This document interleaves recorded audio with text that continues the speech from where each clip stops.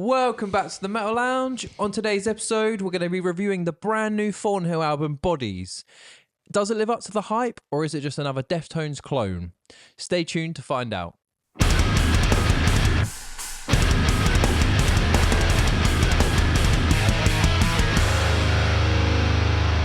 So you've been telling me to listen to this Thornhill album. I don't really know the band that well. I think I've heard maybe one song from like 2014. You like this album. Tell me what you think. I was a big fan of this album. I've been aware of Thornhill for a minute. The Dark Pool album made some waves.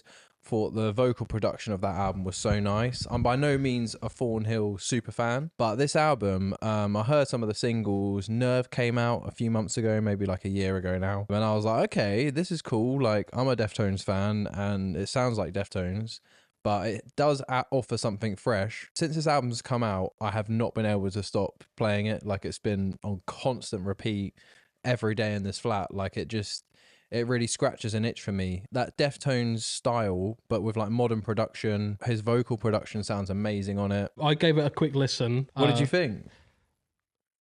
Shallow and pedantic. Not a fan. Not a fan. I think it was one of the most underwhelming and forgettable albums this year. Yeah. No way. I did, you know what, like, because you said it was a serious contender for album of the year. I hyped it up too much. You came at me and said this Thornhill album. I star rated it. I gave it the old iTunes treatment. It doesn't look good, man. Really? I find this shocking, to be fair. I was throwing a lot of 2 stars around. 2 stars? Couple of 1 stars. But you know what? There are 2 bangers on there that got a whopping 3 stars.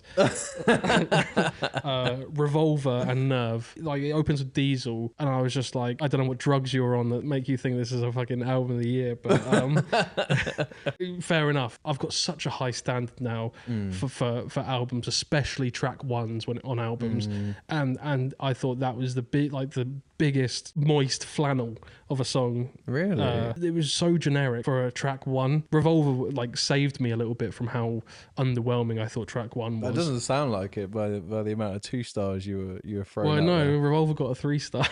I want to hear what you saw in this album more than I did. I gave it the listen while I work treatment, and I do that with new albums a lot. I'm at work, I stick on an album. If my ears perk up, or if it kind of brings me out of work, then I know that I've heard something new or exciting, unique. Yeah. It's not the ideal way you listen to it, to be fair, because like I was like, oh man, check out this album. I want you to listen to it. Yeah. So you kind of listen to it under duress and also high expectations. I think you should bear that in mind before you have final verdict now. But I think, trust me when I say this is a special album. You may not have caught it the first listen, but for me, like, I haven't heard an album this year. I listen to a lot of music as this podcast. I've not heard an album this year that has the creativity and like the love and care put into that album. Like, I really love this world they've built with the album like that. I was really impressed, because my inclination is actually to hate on bands that sound like Deftones, because they're my favourite band, Deftones. I'm a bit protective about them. I don't normally like it when bands... I want to be careful with my words here, because I don't want to say they've written them off, but I am very harsh towards bands that borrow from Deftones sound, because I hold it so sacredly. They are my number 1 band.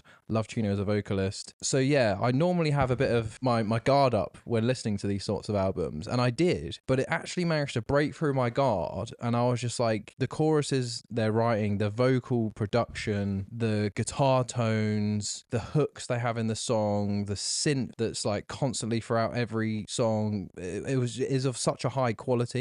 And it's like, normally bands have all the bells and whistles, but like the song quality isn't there. Or maybe the song quality's there and the bells and whistles weren't there. But for me, it was a perfect pairing. And I know it's a good album when I save songs to my likes on Spotify, and I had about 5 songs I saved from likes that were bangers to me. Maybe it's not an album of the year contender for you, or you didn't like it, that's fine, but I'm telling you, man, like there is something there. Like, it is a special album to me. Out of all the albums I've heard this year, like, I know you weren't a big fan of Architects. That was probably my favorite album before this. I think it blows Architects out the water. It doesn't feel as authentic as this album. Well, you're saying that they've taken inspiration from Deftones for one song. Architects did as well. Really? Yeah. Which one?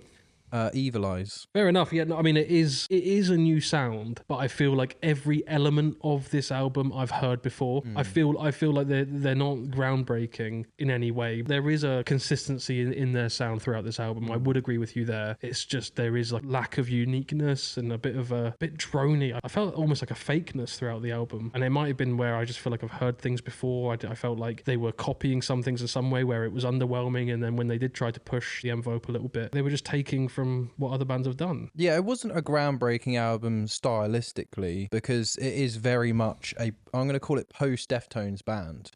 And, but I do think, like, I am a perfect demographic for that now. Like, I didn't used to be because I was protective about Deftones, but now I do crave more of that sound. And if you think about the bands that are post-Deftones, so you have Loathe, who are the biggest one. You also have a band called Fleshwater, I don't know if you know them. There's quite a few different bands that are Deftones inspired, but I think Thornhill brings something new to the table. To me, there's a bit of Muse in his vocals as well, which I think is really interesting that you don't often hear. But what impressed me the most is actually the songwriting. Like, did you not think the songwriting itself was impressive? Like, what didn't you like about the songwriting? Usually, like, my barrier to entry, and that is songwriting, and that's why Diesel was an absolute snooze fest for me, because I was just like, I shouldn't be looking for creativity and uniqueness. That shouldn't be what I'm looking for. But like, don't copy what, or not copy, but I just felt like the influence was just so clear throughout every song. I was a bit bored.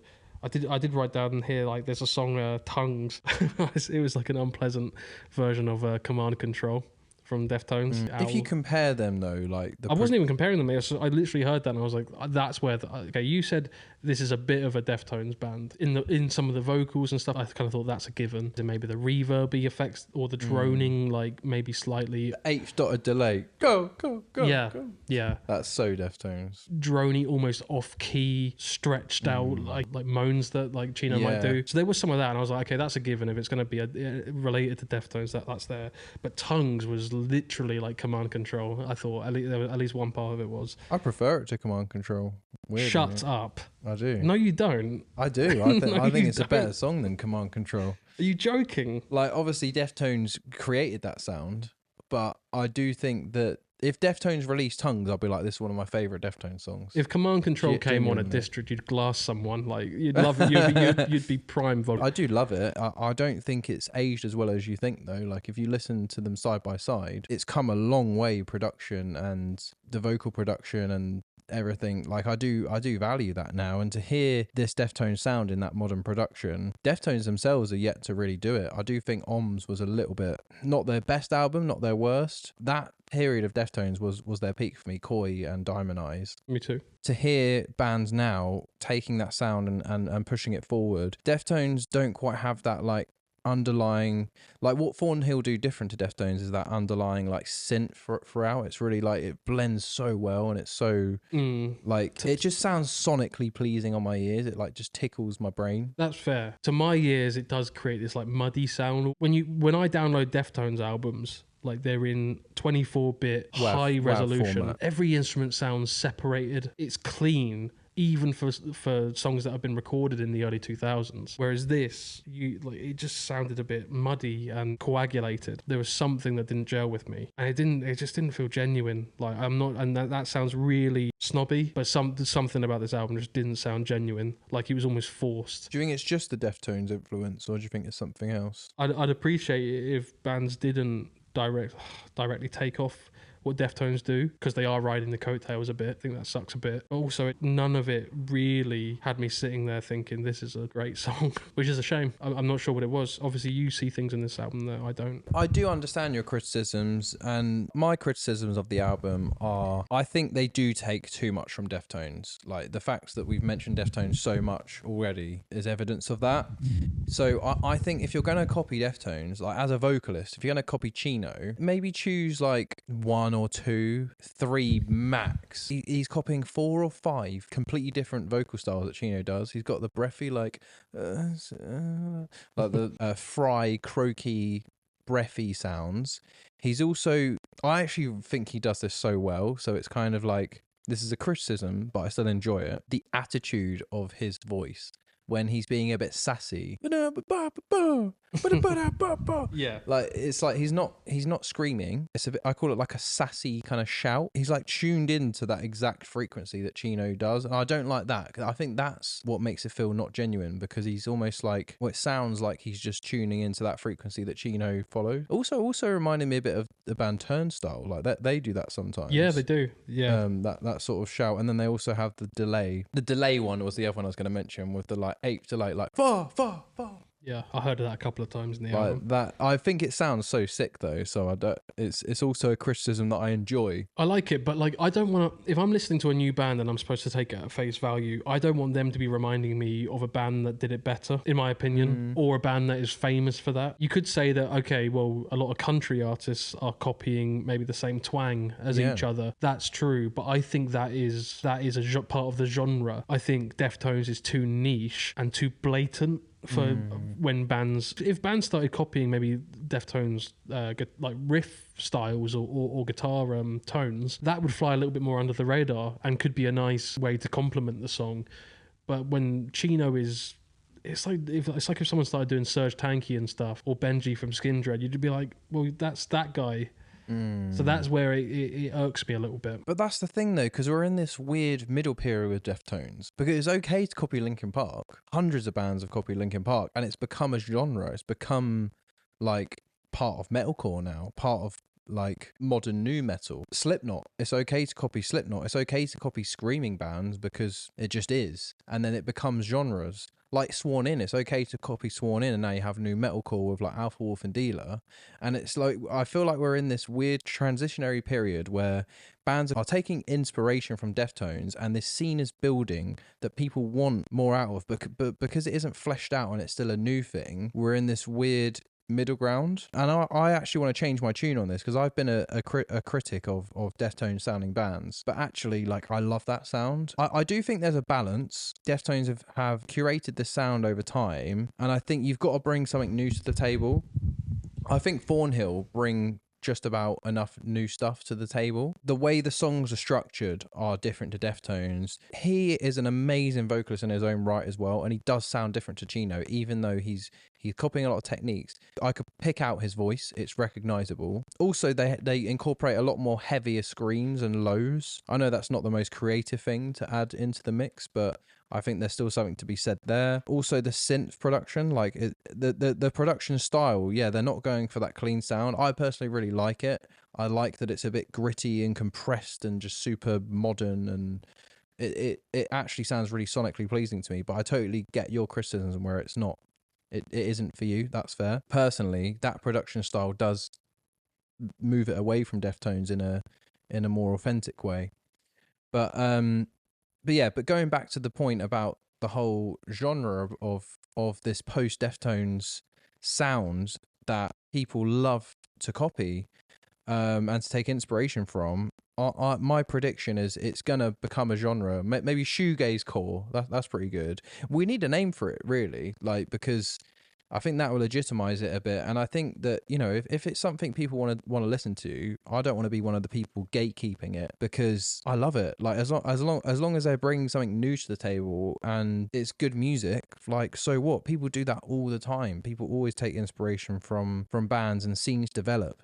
This scene is on the cusp of developing, but I do think it's people like me sometimes in the past where I've outrightly criticized it, but actually I don't think that's the right thing to do. Criticizing it is fine, but almost saying you can't take inspiration from Deftones is the wrong message, because you can, and people do want to listen to it. I'm not going to die on a hill saying that you should never try and sound like your favorite vocalist or anything. Like, I don't believe in that at all. I just, something about, like, and again, I'm not going to gatekeep it either, but it's just personally, with the amount of music that we listen to, I'm hungry for something unique, and that's why I mean. But it's hard to find though, man. It's hard to find. Okay, so tell me, this year, are there any albums that have ticked all those boxes for you? What comes to mind? Because there's not a lot. This year, no, not really. There are in other genres, for sure. That's what I mean. I'm not saying it's one of the best albums of all time, but this year, I do think this is a special album for this year. That's fair.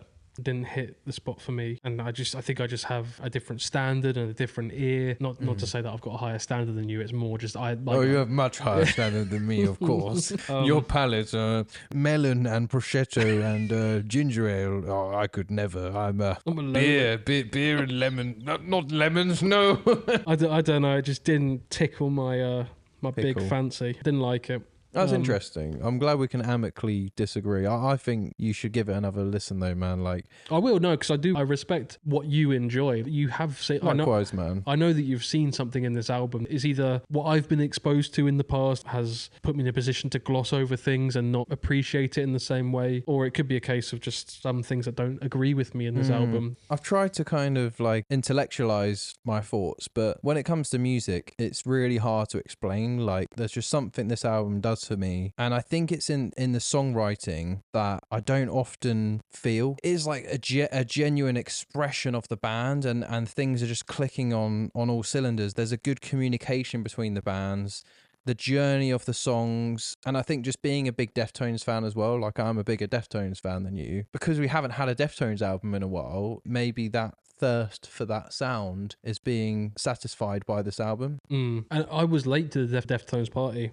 I didn't really start listening to them until 2013, 2014. I was big on White Pony, Koino Yoke, and sorry, what's the one with Diamond Eyes? Diamond Eyes, yeah. I didn't listen much to Ohms or much to Gore, because it kind of felt weird listening to them as a modern band. I kind of liked that like almost 90s sound. I like it. Felt weird listening to their new albums, and they didn't hit for some reason. I reckon if I went back and listened to them now after they've been out for a while and they've marinated, maybe I'd like them. Something about Deftones where I kind of got off on listening to them being a band that I missed out on. It felt like a rare find almost. There's definitely something about that, but I think you've got to give credit to Deftones that even though bands are going to have better and worse albums, I'll admit that Gore and Ohms aren't as quality as some of the other albums, but they're still good albums. And if you compare that Deftones journey to other bands, like look at other bands in that new metal era, who else is competing at that level for that amount of time? Like look at Slipknot, look at Limp Bizkit, even Linkin Park. I do respect and enjoy most of Linkin Park's work, but they are a far cry from their peak, like Hybrid Theory and Meteora. To be that consistent, and it's not like they're repeating the same trick, Deftones, like they've got this sound that they've curated, but they're just able to just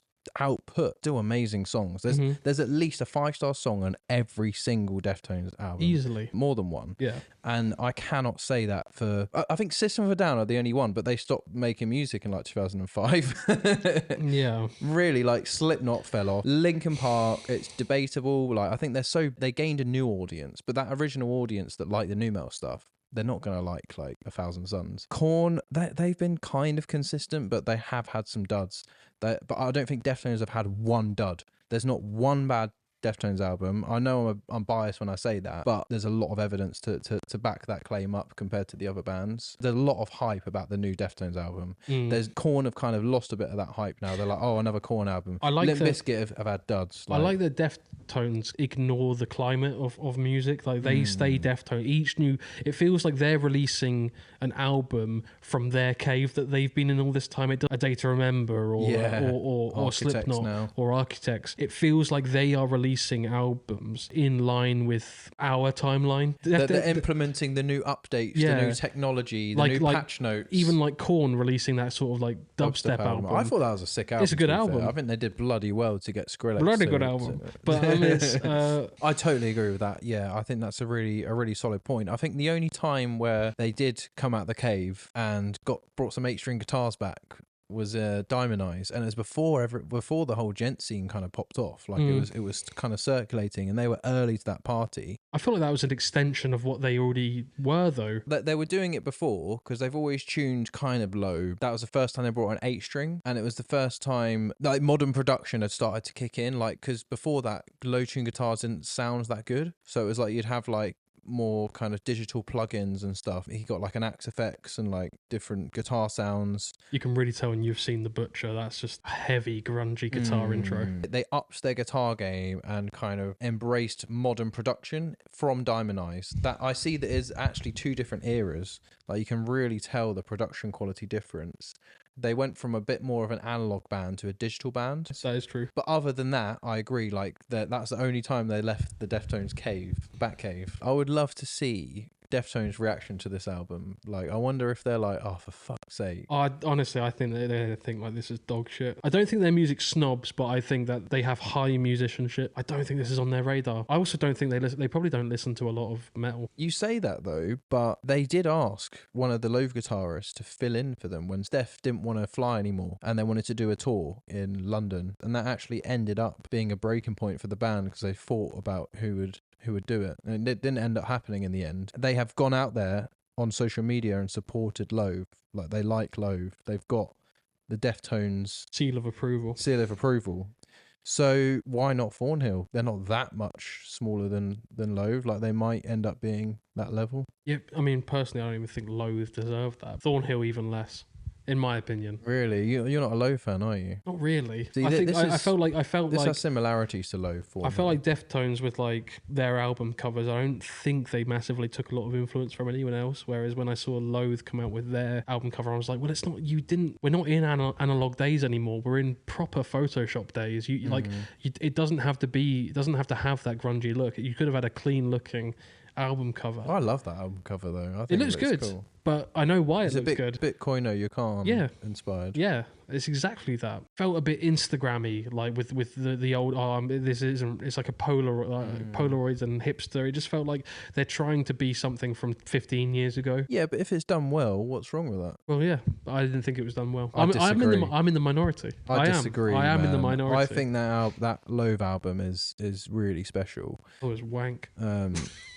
Really? No, I just don't. I don't care for it. I'm such a curmudgeon when it comes to like new metal. Like, but don't you realize like how hard it is to write something original now? Like Deftones have been around since the 80s. They've had a lot of time, and there's been a lot less bands, so they've been able to carve this whole out. It's setting too high standards to be like everything's got to be original, or only certain things can be original. I'll be honest, I mean, there hasn't been much new like alternative music that really jumps out at me. That's why I've been jumping into other genres and like and loving what's going on over there. I think it's that we've actually had a pretty good few years personally, because I felt the same a few years ago when I got massively into hip hop, electronic music, but I do think there has been more exciting albums. Maybe not trailblazing. You've got Sleep Token, you've got Bad Omens, you've got Low for me, you've got Darko, and like Deathcore has had a lot of interesting stuff. Falling in Reverse have been massive, like Bill Murray. Well, I think bands like Bill Murray, even Falling in Reverse and Sleep Token, you couldn't point at like a band that directly influenced them to create something. There was no like springboard that got them into their sound. They've taken it from obscure places, or it's come from within. You're going to continue to find that it's not like everything's been covered and now everyone just needs to copy each other. It's always evolving. There will always be new sounds coming. True. I just feel like with the amount of competition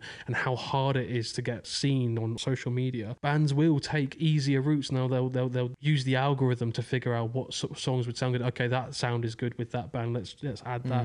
I feel like it's a bit too calculated, and that's why I get grumpy about like new music, because like I feel like bands before, even a few years ago, like they would try their own stuff. It's hard though now, man. Like, there's so little money in the music industry. Like, bands need to kind of do that, and sometimes a band, they might do that to kind of build some momentum, and then they're able to experiment a bit. It's impossible for bands to survive if they're going to make completely original music. There needs to be an audience. I don't disagree, but then I think there's a balance to it, and to be honest, there's always been a balance to it. It's not like 10, 20 years ago. Like, this has always been happening for probably hundreds of years. But I don't think Slipknot sat down and wrote Idless and thought about what's going to make us money, or like I don't think Deftones sat down and wrote Digital Bath, or like they didn't sit down and think, okay, what is really gonna like bring in the cash? No, or they jammed. I don't think bands jam together anymore. No, I totally see your point, and I definitely feel that way about certain bands when it's so obvious. But I don't feel like the whole Deftones thing has been overdone. I still think it actually sounds quite fresh and interesting to hear bands do that sound. I know I'm biased because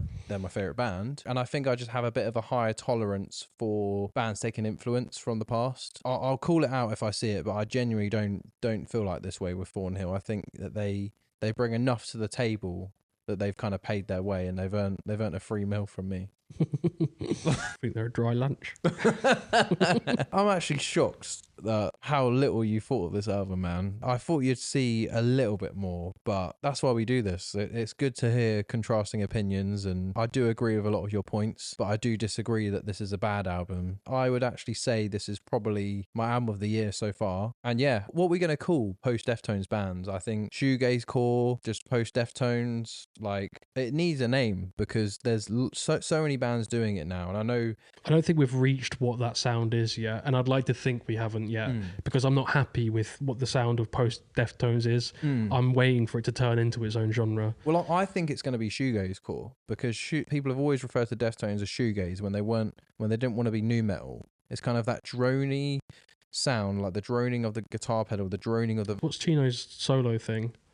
Crosses. Team Sleep and Crosses, some of their stuff is a bit closer to shoegaze than Deftones is. Yeah, it will have. I think it will have its own thing. I think that because then you could actually go backwards a bit into old shoegaze stuff and go into more analog pedals and kind of go down that route. So yeah, that's our thoughts on the new Thornhill. Let us know what you think in the comments. If you got this far, thanks for sticking around. Give us a like and we'll catch you in the next one.